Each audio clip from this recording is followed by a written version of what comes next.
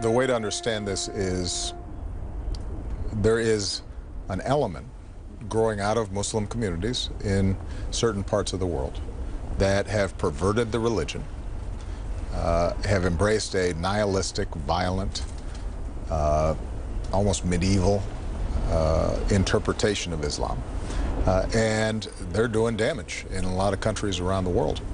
But it is absolutely true that I reject a notion that somehow that creates a religious war, because the overwhelming majority of Muslims reject that interpretation of Islam. They don't even recognize it as being Islam. And I think that for us to be successful in fighting this scourge, it's very important for us to align ourselves with the 99.9% of Muslims who are looking for the same thing we're looking for: order, peace, prosperity.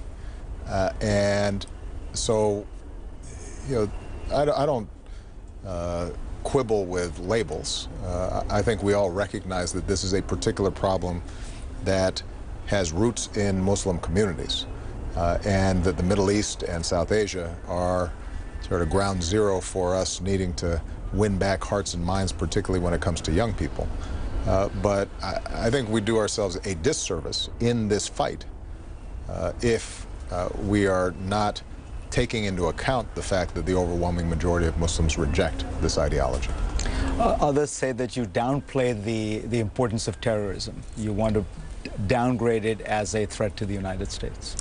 Well, look, I have to talk to the families of those who are killed by terrorists.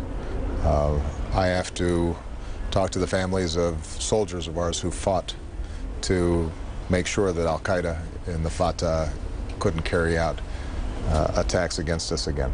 So I think I'm pretty mindful of the terrible costs of terrorism around the world. What I do insist on is that we maintain a proper perspective, and that we do not provide a victory to these terrorist networks by overinflating their importance and suggesting in some fashion that they are an existential threat to the United States or the world order. The truth of the matter is that they can do harm, but we have the capacity to control how we respond in ways that do not undercut what's the essence of who we are. That means that we don't torture, for example, and thereby undermine our values and credibility around the world. It means that we don't approach this with a strategy of sending out occupying armies and playing whack-a-mole wherever a terrorist group appears, because that drains our economic strength and it puts enormous burdens on our military. What's required is a surgical, precise response to a very specific problem. And if we do that effectively, then ultimately these terrorist organizations will be defeated, because they don't have a vision that appeals to ordinary people.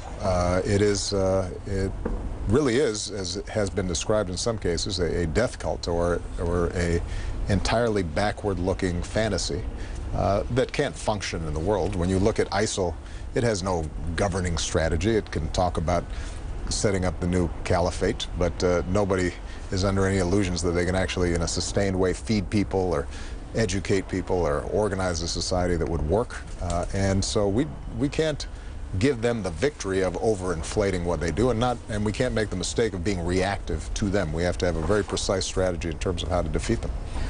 Americans have been very interested to hear about this drone that landed in the White House in your backyard, where you and your family lives.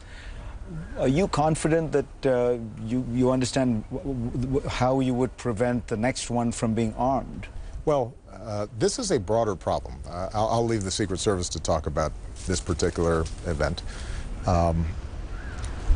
But I've actually asked the FAA and a number of agencies to examine how are we managing this new technology, because the drone that landed in the White House you buy in Radio Shack.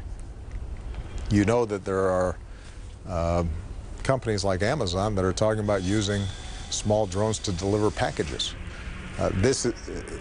There are incredibly useful functions that these drones can play in terms of farmers who are managing crops, and conservationists who want to take stock of wildlife. So there are a whole range of things we can do with it, but we don't really have any kind of regulatory structure at all for it. So I've assigned some of the relevant agencies to start talking to stakeholders and figure out how we're going to put an architecture in place that makes sure that these things aren't dangerous and that they're not violating people's privacy. In some ways, Fareed, this is similar to what's happened in cyberspace. These technologies that we're developing had the capacity to empower individuals in ways that we couldn't even imagine 10, 15 years ago. But we don't yet have the legal structures and the architecture, both globally and within individual countries, to manage them the way that we need to. And part of my job over the past several years and over the next couple of years that I'm still in office is seeing if we can start providing some sort of framework that ensures that we get the good and minimize the bad. Next on GPS, the president on Bibi and Boehner after the speaker